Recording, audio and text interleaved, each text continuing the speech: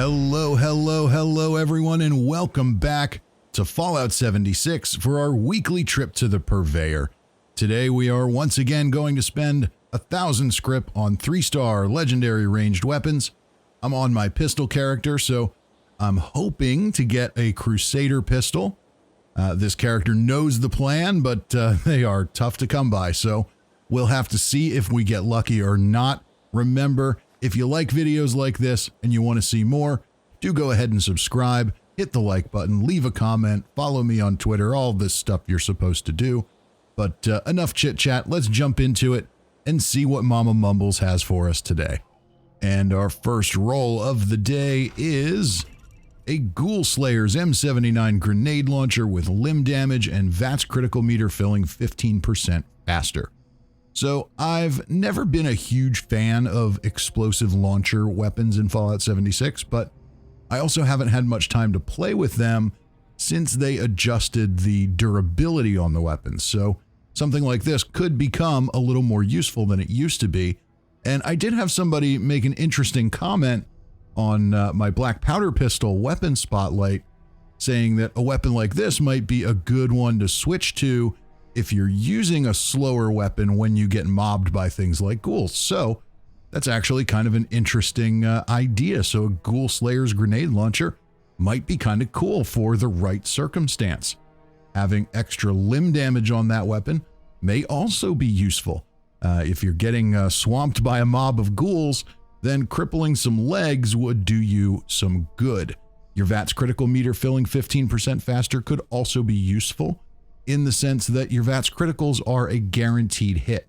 Yes, they do more damage, but more importantly than that, they guarantee you a hit. They're still going to do area damage. So, while I don't love the situational effects all that much, something like this as a backup weapon for certain scenarios could be a good time. I don't know. Don't love it, don't hate it. But it's kind of interesting in that context. Let's see what's next. And now we've got a Junkies 10mm pistol with bashing damage and faster movement speed while aiming. So Junkies is still one of the better damage dealing legendary effects. Plenty of people do Junkies builds and get quite a bit of mileage out of them. And you could do that as a pistol build with this weapon, but the 10mm is probably not the ideal pistol for that. Where this weapon I think would be useful is for somebody who is a junkie heavy gunner or a junkie melee or commando, where you use this as a secondary weapon or a sidearm for when you're doing easier events, big fun group events like Fosnot Day or something, where you don't necessarily need to deal a ton of damage, and this lets you take advantage of cheap, readily available ammo that's just kind of everywhere in the world. If you're already doing the Junkies build, then this will work well for you, even if you're not perked for it. Because of the way damage stacks in Fallout 76 now, you don't really get that much more out of a perfect build. So it benefits you to do a build for the weapon and the effect, but if you just do one or the other, you're still doing pretty well. So you might get a little bit of mileage out of something like this. Bashing damage, of course, is still totally useless in every way. Faster movement speed while aiming, not a bad thing to have, but probably not a perk anybody's getting really excited about, which, lends itself to relegating this to kind of a sidearm sort of thing. So not bad, could be interesting for the right player. Let's see what else we've got. And the third roll of the day is a Ghoul Slayer's Gauss pistol with VATS critical shots doing more damage and extra agility. So here, I like the Ghoul Slayer's effect less than on that first weapon. What we have here with the Ghoul Slayer's effect is kind of unnecessary. With a Gauss pistol, if you're using stealth and headshots and you're built for it, you're killing ghouls in one shot no matter what. So the extra damage against ghouls isn't really doing a lot for you. What is potentially helpful here is VATS critical shots doing more damage. That's not a bad thing at all to have. And extra agility. Extra agility, of course, will give you more AP for use in VATS, so you get more VATS shots. And those VATS critical shots doing more damage mean that you get a little extra damage across the board if you're built for VATS. So the Ghoul Slayer's effect is overkill for what it's going to be used for and does nothing for anything else. So not amazing there, but the Gauss pistol is a great weapon across the board. So if you don't have a really good one and you wanted one, then, well, maybe you wouldn't be too disappointed with this one. But not going to be great for me. But yeah, so far, kind of a meh run. Let's see what we've got coming up next. And now we have an Assassin's Gatling laser with VATS critical shots doing more damage and extra damage resistance while aiming. You know, I'm beginning to think that Mama Mumbles just doesn't like me today. The Assassin's effect, of course, is a situational effect. It's going to give you 10% more damage to humans, including other players, so if you're into PvP, maybe you get a little something out of that. VATS critical shots doing more damage. I love that effect on a lot of weapons, but not on heavy guns. These are low per shot damage dealing weapons to begin with, especially the Gatling laser is really low. Its benefit is that it's got a really high DPS, which is good. Maybe not a really high DPS, but it's got a good fire rate. So, but yeah, heavy gunners, not usually big VATS users. 50 damage resistance while aiming. Well, it's better than nothing, but ultimately at 18.5 pounds, this one is destined for the Scrip bin. Let's move on and see if Mama Mumbles decides to grace us with anything respectable today. And now we've got wow, she is really rolling out the garbage today. Okay. Hunter's lever action rifle with 25% faster fire rate and 25% less VATS AP cost. So the 3rd star, less VATS AP cost. I like that.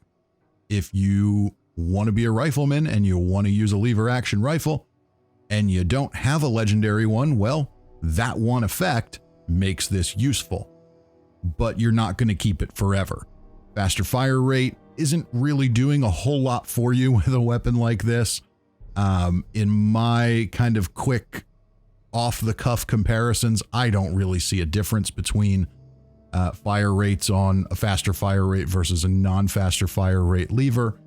Maybe there's something there in terms of the animation, but I don't think so. And Hunter's is just not a very desirable legendary effect. It does do a little more damage against Scorch Beasts and Yao Guais and things like that, but this just isn't the weapon you're hunting Scorch Beasts with. And the other weapons, or the other animals rather, are things that you're going to see more incidentally as you travel, not really things you're going to go out of your way looking for. So not a great one. Let's move along. All right, we're halfway through our run today, and we've got a Mutant Slayer's snub-nosed 44 pistol with exploding bullets and 15% faster reload. So this one is a bit of a step up from the other stuff. Still not an amazing roll, but not bad. The advantage here is this is a situational effect, but it's a situation that you're going to find yourself in a lot. Whether you are farming XP and legendaries in Huntersville or West Tech, or doing daily ops or other events, there are plenty of scenarios that are predictable where you know you're going to go up against super mutants. So having a Mutant Slayer's weapon is not a bad thing. If you are a pistol build, particularly if you're a cowboy gun build, you might be running perks to reduce the weight of your pistols. So carrying around different situational weapons is not necessarily hard to do. So that's not a bad thing. You might be all right with something like this. Not as a main weapon, but if you're somebody who switches between them. Bullets exploding for area damage is always good. Faster reload on a revolver is definitely not a bad thing. They're not super slow reloading weapons, but they're not super fast either. So cutting down on that is good. So, you know, not a great roll, not a bad roll. For the right player, this could definitely be useful, or for somebody who's kind of midway, leveling up in their 50s through 100, something like this that's sort of situational could be kind of a stepping stone weapon till you find that perfect roll. Let's see if we can do any better with our last 4. And this one is definitely a little bit better. Okay. So now we've got an instigating combat shotgun with exploding bullets and 250 damage resistance while reloading.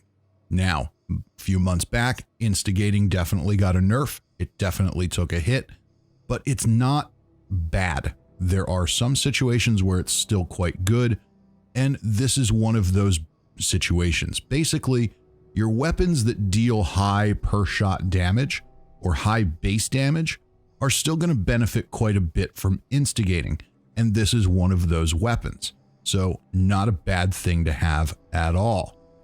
Basically, if your target is full health, you're going to deal quote unquote double damage, basically double your base damage. So a high base damage weapon, that's fairly effective.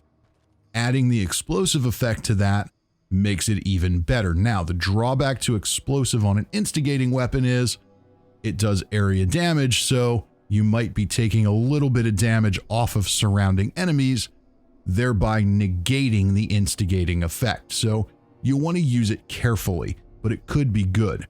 Extra damage resistance while reloading. Well, if there's a time when you're vulnerable, it's when you're reloading. So that effect makes sense. It's very brief, it's very quick.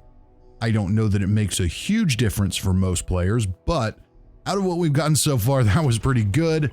And this one is also not bad. Now, the interesting thing with a pipe revolver is you can make this a rifle and use your pistol perks and your rifleman perks. So you can kind of double dip. Now, the way damage stacks following the One Wasteland update, you don't get as much mileage out of that as you used to, but what you might consider doing there is maybe just using 3 rifleman cards, the main ones for 10% each, and then 3 pistol cards for 10% each. So you kind of make the most of that without spending as many perk points on it. So a weapon like this could be interesting in that regard.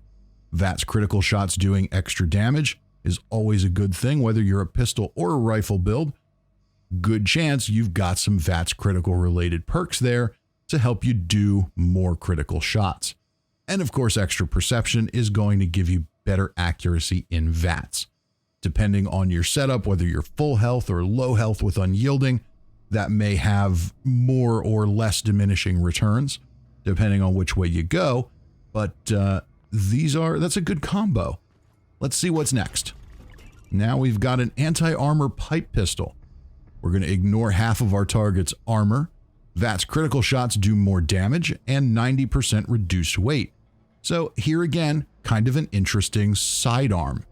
The anti-armor effect is pretty effective, and it's certainly helpful on weapons like this that do less damage per shot. It helps them penetrate armor a little more than they otherwise would. VATS critical shots doing more damage, not a bad thing. On a low per shot damage weapon, it's less effective because you're not multiplying as much, but it's not a bad thing to have, and reducing the weight of the weapon makes it easier to carry around, which makes it ideal as sort of a sidearm for easy events and group events and things like that, where you really just need to kind of tag things and get some hits in, and you don't necessarily need to do huge amounts of damage, but maybe want to take advantage of using cheap and common ammo like the 38. So is anybody going to roll with this as their main weapon? No, but might there be a use for it? Sure. As far as sidearms go, you could do a lot worse than this. Let's see what's next. And our last roll of the day is, okay. An exterminator's light machine gun with faster fire rate and extra perception. So here, the only effect that I'm really interested in is the faster fire rate. If you are a heavy gunner, or more appropriately, if you are a mid-level player who is building a character to be a heavy gunner, then this one might be useful for you. Faster fire rate on a weapon like this significantly increases the DPS, it makes it very effective, and it makes it very fun to use. The exterminator's effect is largely useless. you're just not going to go hunting mirelurks and bugs all that often. So, and if you do, especially bugs, you're probably not doing it with an LMG. So yeah, not in love with that one on this one. Extra perception would be good if you were using VATS, but on a heavy gun you probably aren't. So really, the faster fire rate is the only effect that's really good here. And it is really good. It's good enough to make this an interesting weapon for somebody who is in that mid-level range, who doesn't have their perfect set of gear yet, but wants something that's a little better than the non-legendary entry-level stuff. So faster fire rate is good enough to make a difference there. Ultimately, the weapon's not really good enough for a high-level player, but maybe it's not that bad depending on where you stand. And that, ladies and gentlemen, is going to bring us to the end of the run today. We got a couple of kind of interesting things in there, but that instigating explosive shotgun and that instigating VATS critical pipe revolver are kind of interesting, but no god roll stuff, nothing that anybody's going to get super excited about. But, that's how it goes at the Purveyor. We turn in the script, we see what we get, and we see if Mama Mumbles loves us. Today, she didn't love us that much. Didn't maybe hate us, but didn't love us that much. Remember, if you like videos like this and you want to see more, do go ahead and subscribe, hit the like button, leave a comment, follow me on Twitter. There's always a lot more to come on the channel, anything from weapon videos to script videos to more lore content that I've been doing lately, and of course a couple of live streams a week. Sometimes it's Fallout 76, sometimes it's other games, but we always have a good time. I hope to see you next time. Until then, I'm Fisty McRib.